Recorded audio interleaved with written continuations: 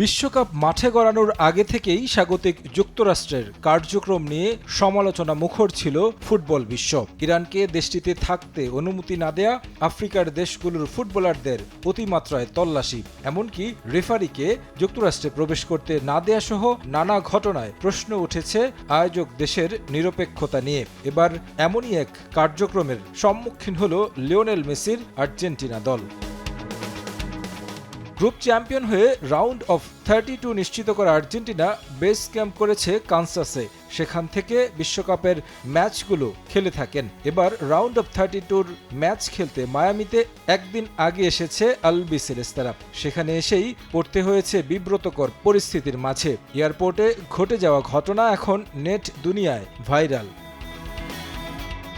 Miami এয়ারপোর্টে মেসিদের বিমান নামার পর সেখানেই কড়া তল্লাশি করা হয় গোটা দলকে, অনেকটা অপরাধীর মতো। বিমান থেকে নেমেই সিকিউরিটির কার্যক্রমে অংশ নেন তারা। একটি ভিডিওতে দেখা যায় মেটাল ডিটেক্টর দিয়ে মেসির গোটা শরীর চেক করা হয়। এরপর তার সতীর্থদের তল্লাশি কার্যক্রম দেখে হাসতে থাকেন 8টি ব্যালন ডিওর জয়ী তারকা। পরবর্তীতে LM10-এর লাগেজ খুলেও তল্লাশি করেন দায়িত্বরত নিরাপত্তা কর্মীরা। মেসি অবশ্য তাদের কাজে সম্পূর্ণ সহযোগিতা করেন।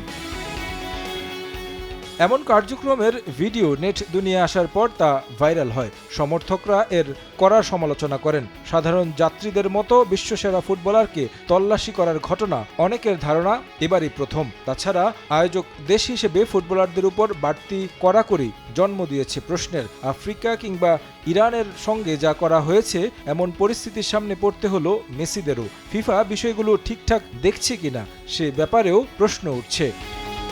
তারেক হাসান শিমুল, সময় সংবাদ।